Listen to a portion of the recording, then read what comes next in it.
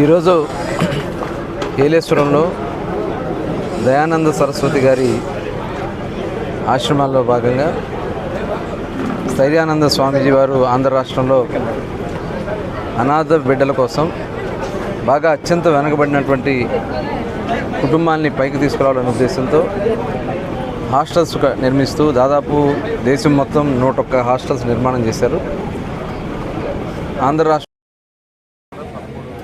ఉమ్మడి జిల్లాలో 13 ఆశ్రమాన్ని హాస్టల్స్గా పెట్టి మరి ఈరోజు ఇక్కడ ఏలేశ్వరంలో దాదాపు 1,20,00,000 రూపాయలతో ఈరోజు ఇక్కడ భవనాన్ని నిర్మాణం చేసుకుని ప్రారంభించడం జరిగింది. ఈ కార్యక్రమానికి గౌరవ శాసనసభ్యులు పెద్దలు సత్యప్రభ గారు, అలాగే ఈ ప్రాంతంలో ఉన్నటువంటి నాయకులు, అలాగే దాతలు కూడా ఇక్కడ రావడం జరిగింది.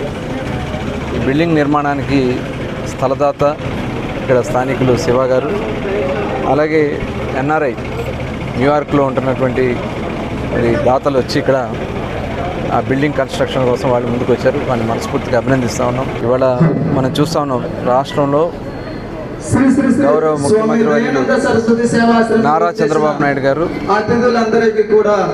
గత ప్రభుత్వం అధికారంలోకి వచ్చిన దగ్గర నుంచి కూడా అహర్నిశలు కష్టపడుతూ అభివృద్ధి సంక్షేమ కార్యక్రమాన్ని ముందుకు తీసుకెళ్తా ఉన్నారు.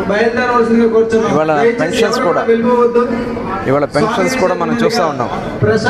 గత ప్రభుత్వంలో మాయమాటలు చెప్పి 3,000 అని చెప్పి 5 సంవత్సరాల పాటు మరి 1,000 రూపాయలు పెంచడానికి కాలయాపన చేస్తే వచ్చిన వెంటనే మరి గౌరవ ముఖ్యమంత్రి గారు ఏప్రిల్, మే, జూన్ కూడా కలిపి 4,000 రూపాయలు చొప్పున ప్రతి నెల 7,000 రూపాయలు జూలైలో ఇవ్వడం జరిగింది.